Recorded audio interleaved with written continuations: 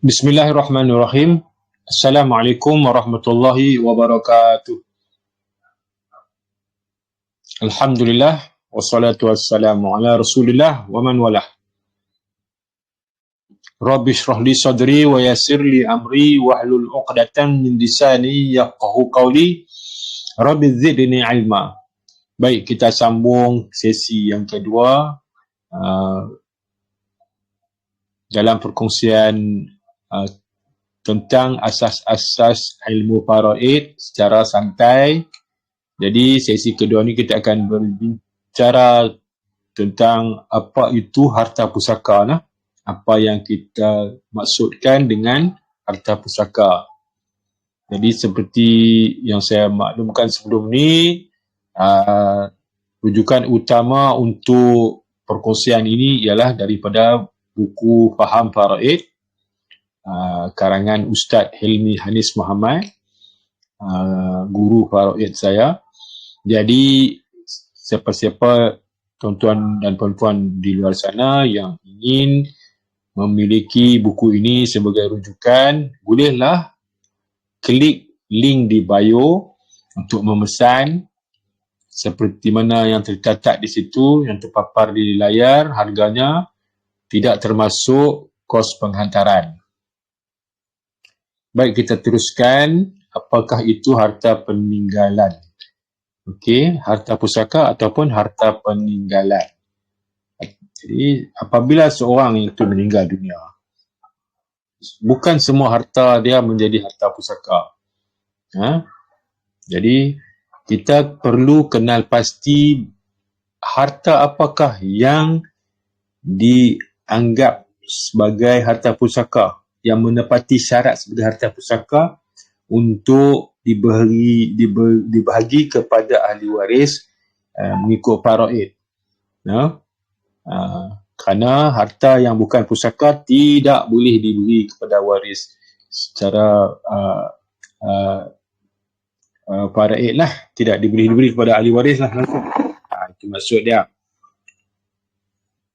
Jadi harta pusaka ataupun harta peninggalan si mati ni kita boleh tentukan dengan beberapa syarat.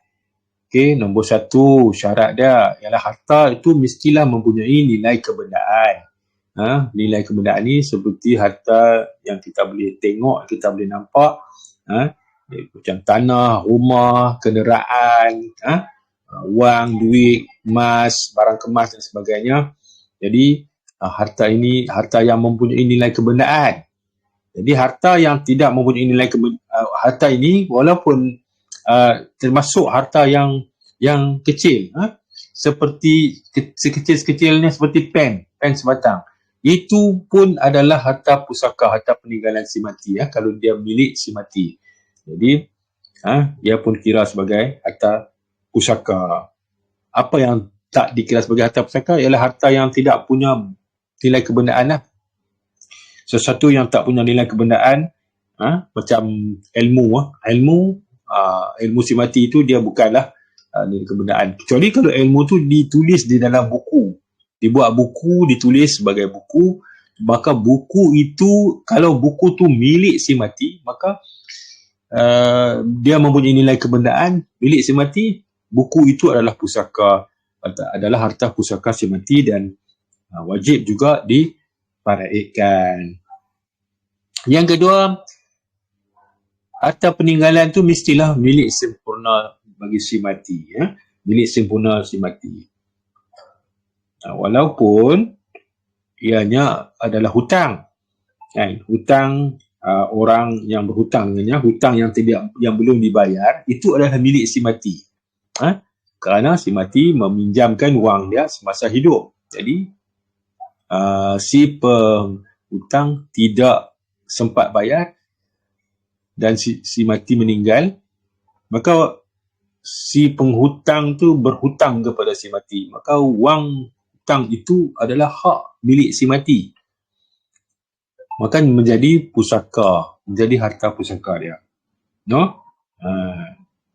Harta yang tidak milik sempurna seperti harta gadaian, yang tu tak boleh difaraidkan kecuali ditebus dahulu harta tersebut. Dia kena tebus dululah. Dia kena tebus dulu macam barang emas, apa-apa sajalah. Kena tebus dulu. Baru kita boleh faraid.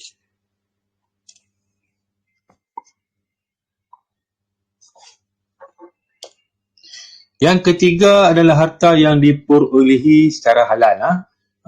Harta yang haram seperti riba, harta rompakan, harta curi, harta rasuah, harta judi adalah tidak wajib difaraid, malah harta tersebut adalah haram dan tidak boleh digunakan oleh sesiapa pun kecuali diserah kepada Majlis Agama Negeri untuk digunakan menjadi keperluan orang ramai.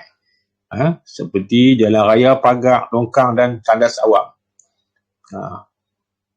Dan nombor 4, harta yang diperolehi itu mestilah semasa hidup si mati. Harta tu diperoleh semasa hidup si mati. Sama ada si mati membeli harta tersebut ataupun menerimanya sebagai hadiah ataupun mewarisi harta tersebut lah sebagai harta pusaka. Si mati, katalah ayah si mati meninggal dan si mati mendapat harta pusaka daripada ayah dia. Maka harta itu adalah harta si mati, dan bila si mati meninggal, harta itu menjadi harta pusaka si mati. Kita ambil contoh lah, katalah motor lah, motosikal. Si mati, ayah milik si mati. Motor tu milik ayah si mati. Si mati semasa hidup dia, ayah dia meninggal, maka motosikal tu diwarisi oleh si mati. Jadi apabila si mati meninggal, harta itu akan menjadi harta pusaka si mati. Itu maksud dia. Yang kelima, harta itu mestilah kekal milik si mati sehingga dia meninggal dunia. Mestilah milik dia sehingga dia meninggal dunia. Bukan setakat milik dia saja semasa hidup, tapi ketika saat dia meninggal, harta itu masih milik si mati itu. Jadi harta itu mestilah kekal milik si mati sehingga meninggal dunia. Jadi harta yang telah dijual, harta yang dipinjam, harta yang telah diwakaf, harta yang telah dihibah, atau harta yang diamanahkan bukanlah milik si mati dan tidak boleh difaraidkan. Kerana ianya bukan harta pusaka si mati.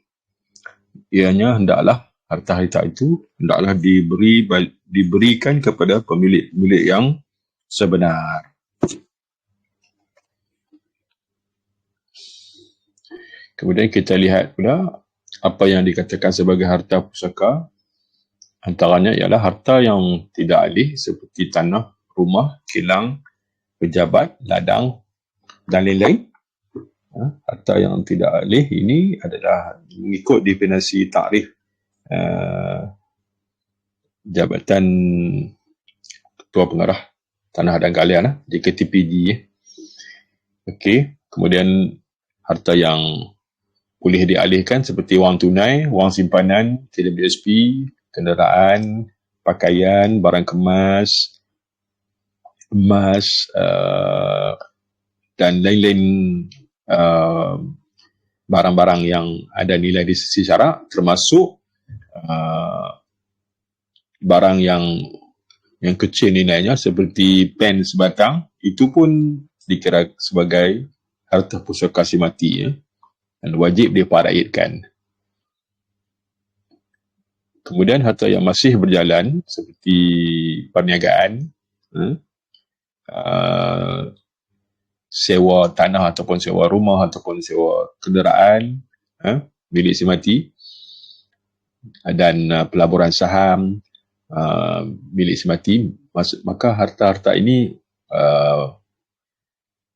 kegiatannya masih berjalan walaupun si mati telah meninggal, dan apa-apa hasil daripada kegiatan operasi harta ni semua seperti perniagaan, keuntungan perniagaan, wang sewa, dividen saham, ini semua adalah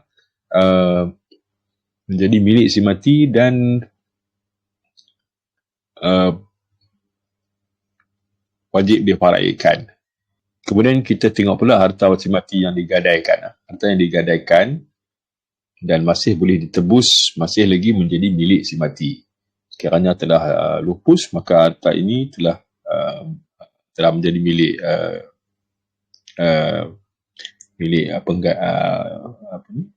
syarikat gadaya itulah, dan tidak boleh diparaitkan lah. Kemudian hutang orang lain kepada si mati. Jadi si mati ada memberi pinjam kepada seseorang ataupun kepada orang-orang, dan orang-orang ini membayar hutang ni selepas kematian si mati, maka bayaran hutang ini adalah harta si mati lah. Dan bila harta si mati tinggalannya, maka wajib diparaitkan. Kemudian sekiranya si mati mencarum kepada terkapul dan meletak penama itu adalah terkapul itu adalah harta pusaka si mati, dan penama wajib memparaitkan manfaat terkapul tersebut apabila diterima. Dan kemudian harta yang terbit selepas kematian si mati hasil usaha si mati lah. Seperti contoh gaji yang belum diterima, upah yang belum diterima, perkhidmatan si mati semasa hidupnya, dan beliau meninggal, katalah dia meninggal sebelum sempat menerima gaji daripada majikan, maka gaji yang diterima selepas kematiannya itu adalah hak milik si mati, dan gaji itu termasuk dalam harta yang wajib diparaitkan. Dan seterusnya kita pergi kepada harta yang bukan harta pusaka. Harta yang bukan harta pusaka ni antaranya ialah contoh keadaan kematian. Keadaan kematian bukanlah harta pusaka. Harta keadaan kematian si mati yang waris dapat daripada badan khairat masjid dan sebagainya bukanlah harta pusaka dan tidak wajib diparaitkan. Begitu juga pemberian pelawat-pelawat yang menziarahi jenazah. Jadi pelawat yang menziarahi jenazah ni sekiranya mereka memberi sumbangan, sumbangan ni kalau mereka berniat sebagai berikan kepada anak-anak si mati, maka sumbangan itu adalah hak anak si mati. Tetapi sekiranya dia tidak berniat, penyumbang ataupun pelawat yang menziarahi itu tak berniat sebagai memberi kepada anak-anak si mati, maka ia menjadi umum lah, jadi milik keluarga si mati, dan hendaklah dibahagi ikut sepakatan ahli keluarga si mati itulah, si mati itu. Tidak wajib diparaitkan sebab dia tak tertakluk kepada hukum paraid, sebab dia bukan harta pusaka. Okey, jadi lebih mudah lagi sekiranya bila berlaku kematian diletak tanda di bekas yang untuk sumbangan tu, diletak tanda ataupun ditaruh label untuk contoh sumbangan untuk anak-anak si mati. Jadi senang pemberi dia akan letak tu, dia akan niat lah ini untuk si mati, ini, dan satu lagi tabung mungkin sumbangan untuk keluarga umum, macam tu, memudahkan untuk pembahagian. Okey, kemudian harta yang haram. Harta yang haram seperti yang kita bincang sebelum ni bukanlah harta yang boleh digunakan, bukan setakat diparaitkan, memang tak boleh digunakan oleh orang-orang Islam. Harta yang haram di sisi syarak, mentolahlah untuk dipusakai, maka itu memang jelaslah. Kemudian bayaran perkeso bukanlah harta pusaka. Tetapi wang simpanan perkeso itu adalah harta pusaka si mati. Hanya bayaran perkeso, manfaat yang dibayar oleh perkeso bila berlaku kematian, itu bukan harta pusaka. Dan juga faedah kematian dan amount tambahan KWSP. Sekiranya KWSP ada, memang dalam peraturan KWSP ada diberi faedah kematian dan amaun tambahan bila berlaku kematian. So sumbangan ni adalah sumbangan daripada KWSP. Jadi bukan bilik isi mati dan tidak wajib diparaidkan. Pencen terbitan. Ini pencen terbitan satu lagi isu yang menjadi perkara yang sering dipertikaikan. Pencen terbitan ini adalah pencen yang diterima selepas kematian si mati dan diberi kepada setelah dibuat permohonan diberi kepada penama ataupun selalunya tanggungan si mati lah, seperti isteri dan anak-anak. Jadi pencen terbitan ini bukanlah harta pusaka, kerana pencen terbitan ini bukan milik si mati. Ianya milik, contoh kalau pencen kerajaan, ianya milik kerajaan ikut akta pencen. Jadi tidak boleh diparaidkan lah. Tidak boleh diparaidkan, tidak wajib diparaidkan. Kemudian imbuhan, pampasan ataupun sagu hati yang diberi oleh majikan si mati. Ini adalah hadiah daripada majikan. Maka hadiah ini bukanlah hadiah ni sebenarnya tujuannya untuk masalah hak keluarga si mati. Jadi bukanlah hak milik si mati lah. So tidaklah dibahagi secara faraid. Tidak wajib dibagi secara faraid. Okey, kemudian kita tengok pula. Dan harta yang dipinjam, dihibah, dijual, diwakaf dan diamanahkan, ini semua bukanlah harta pusaka si mati lah. Seperti yang diterangkan sebelum ni, slide yang selepas. Jadi harta-harta ini hendaklah diserahkan kepada penerima yang sah. Dan satu perkara yang kita perlu ingat, harta peribadi si mati seumpama seperti pen, baju pakaian, kasut, tali pinggang, tali leher, aksesori pakaian, jam tangan, buku-buku, alat-alat komputer, perabot, perkakas, pinggan mangkuk. Pendek kata, harta yang ada nilai walaupun kecil, yang mencukupi syarat-syarat yang dibincangkan sebelum ni, milik si mati, halal dan sebagainya, itu semua ni wajib difaraidkan. Tidak boleh dianggap terkeluar daripada hukum faraid, kerana ia termasuk dalam syarat-syarat harta peninggalan si mati tadi. Kebanyakan kita terlepas pandang dengan harta yang sebegini rupa sebab kita anggap remeh. Kerana murah, kecil dan mungkin kita pun tak tahu. Jadi itulah, walau macam mana pun hukum tetap hukum, wajib difaraidkan. Dan sebaik-baiknya harta ini dikumpulkanlah dalam satu tempat. Dikumpulkan di satu tempat, dipastikan ini adalah milik si mati, dikumpul di satu tempat dan waris-waris berbincang apa perlu dibuat dengan harta ini. Adalah sekiranya nak dibahagikan, maka perlu mendapat persetujuan daripada ahli waris. Kesemua ahli waris perlu ada untuk berbincang dan memberi persetujuan kalau perlu. Tapi kena ingat, persetujuan daripada ahli waris ini tertakluk kepada beberapa syarat. Yang pertamanya, waris yang nak beri persetujuan tu mestilah telah akil baligh, mencapai umur 18 tahun ke atas. Kalau kanak-kanak masih kecil, masih bawah 18 tahun, umur dia 17, walaupun tingkatan 5, dia tidak boleh beri persetujuan. Kerana persetujuannya dari segi syarak tidak boleh dipakai. Dan waris yang memberi persetujuan tu hendaklah dia pandai menguruskan harta. Sekiranya dia tidak berkemampuan untuk menguruskan harta dari segi mental,